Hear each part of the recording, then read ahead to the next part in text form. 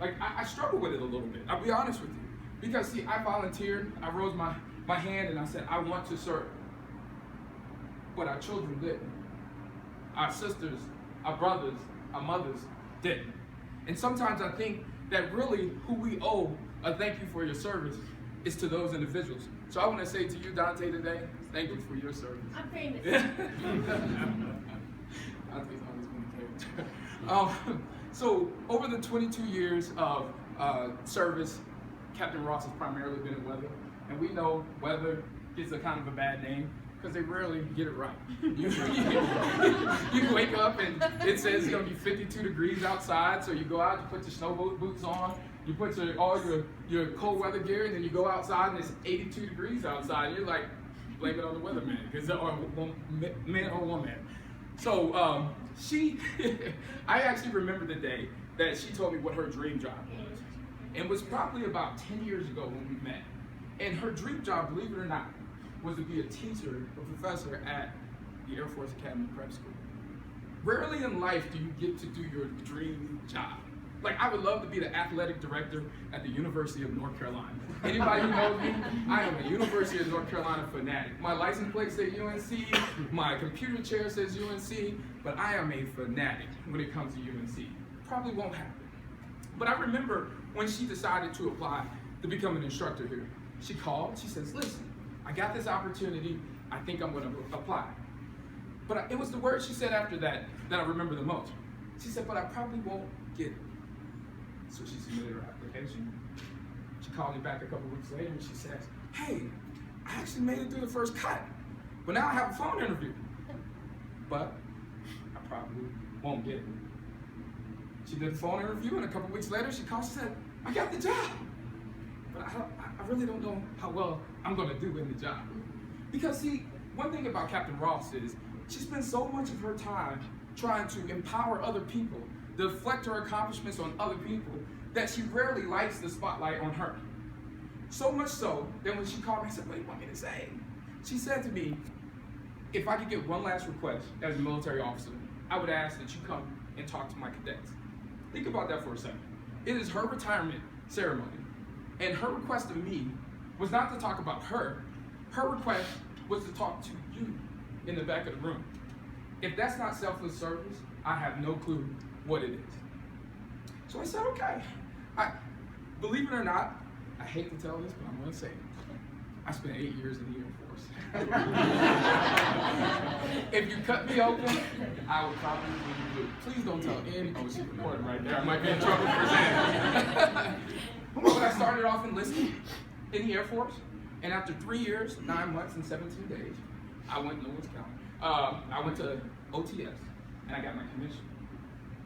And I remember when I got my commission, I struggled. I struggled as an Air Force officer. And the number one thing that I struggled with was fear, because I was afraid. Because I really did well as an NCO. I made it up to the rank of E5. I did well. I was comfortable there. But when you made me a second lieutenant, I didn't know what to do. I walked in and I was the OIC of a duel. And I have this master sergeant looking at me. He's like 15, 20 years older than me. And it's like, I'm his boss? It's like, not really, sir. You know, but you want me to lead this individual, and I don't know what to do. I don't know that I'm prepared. And it made me think back to a story of when I was a child. I wrestled as a child. And I made it to the state tournament in Texas. But I really wasn't that good. It was kind of before now. As I got to the tournament, right before I was supposed to go to the tournament, my mom grounded me. And she said, you can't go to the tournament. You're done. I was like, Mom, come on. She was like, no, you can't go. So my coaches came by, I tried to convince her. About a day before the tournament started, she called me and she said, listen, I'm gonna let you make your first adult decision. I will let you go to the tournament. But if you don't win, I'm gonna ground you for a year. If you know my mom, she meant a year, and probably a year today, if we're being honest. So I struggled. I was like, I can't win. I can't. I'm not skilled enough. But I took my chances. I went to Dallas, Texas. This actually happened in 1994, believe it or not, the year Dominique joined the military. I went to Dallas, Texas. I got there and I won my first match. But I was supposed to. That was supposed to happen. I won my second and third. Back then we didn't have cell phones. Believe it or not, there was a time in life where cell phones didn't exist.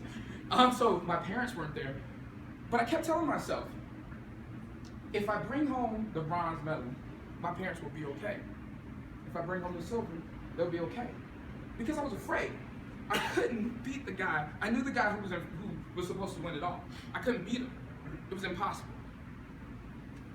I eventually made it to the final match. And I remember I was in the tunnel, and I was crying like a baby.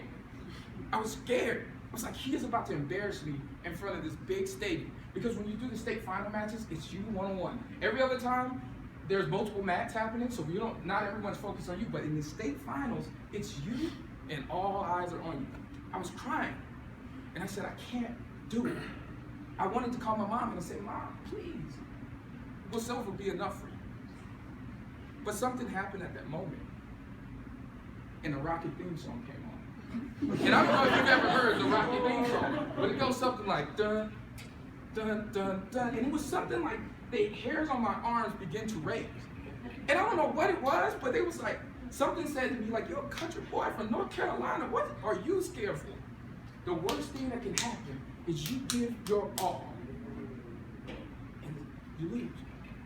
But I would rather lose knowing I gave my all than not even try.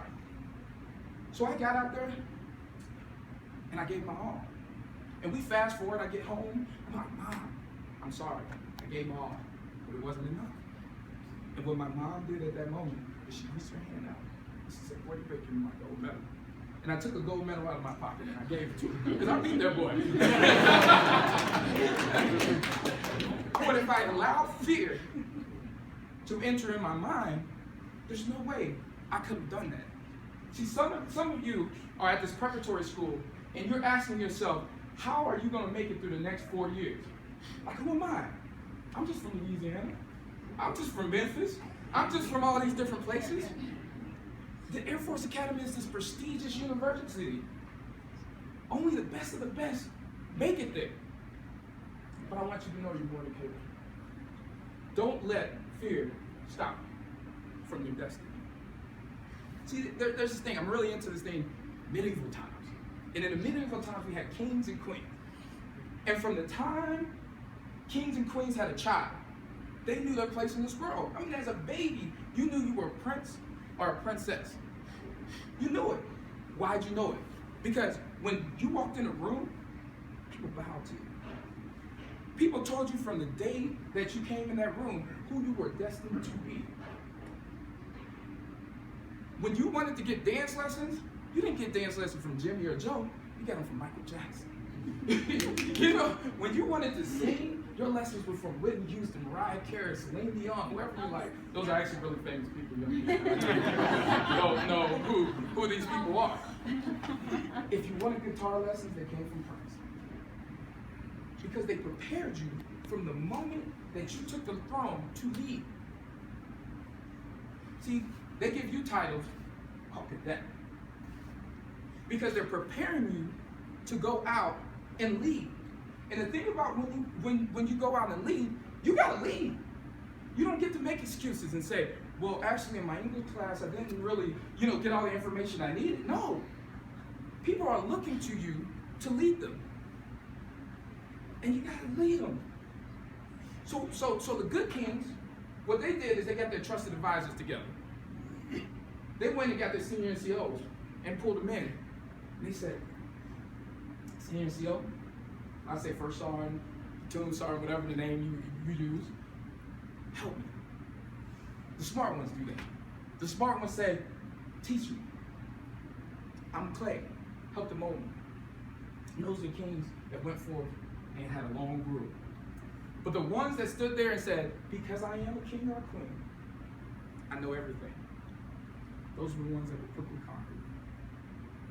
When you get out in this world, I tell you, the best thing that you can do is go and find your NCO.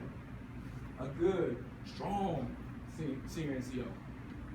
Let them train you, let them make you, let them mold you to be the officer that you're meant to be. Now, I'll just tell you one last key, if I could, and that is, When you walk out and you get this gold bar, that's the proudest day. Next to the birth of my children, that gold bar was the proudest day of my life. I remember my dad cried. That's 2 times in my life I've seen my father cry. One of them was my commissioning ceremony. He cried like a baby, like my son did it. Wow.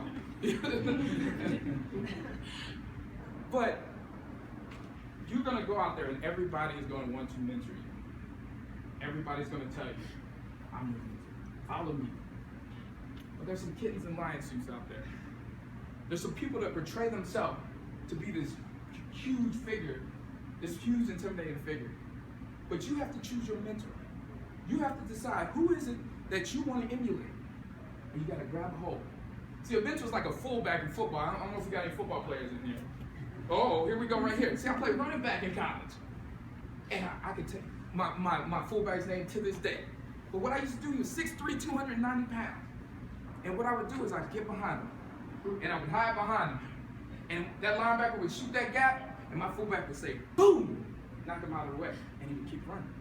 And the next guy that came up, my fullback would, and he would knock everything down in my way until he couldn't anymore. And at that time, I had to juke somebody, head up the field, normally score a touchdown. At least that's my story, and I'm sticking to it. But that's what your mentor's job for you. Your mentor's job is to be your fullback, is to clear your way, allow you to learn from their mistakes. So find your fullback when you go out there. I truly appreciate you guys giving me the opportunity to come and talk to you. Back to Dominique.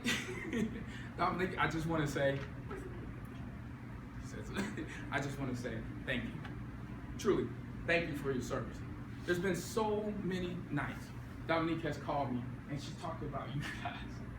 Like, I've never met someone who was so invested in your growth.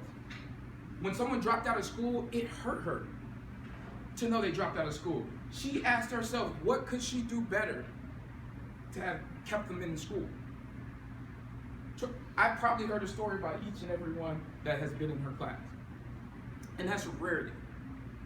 Sometimes we get caught up and we say, oh, if you don't make 7-star general, then you didn't have a successful, there's no such thing as 7-star general, by the way. You don't make it to the general level, you didn't have a successful career.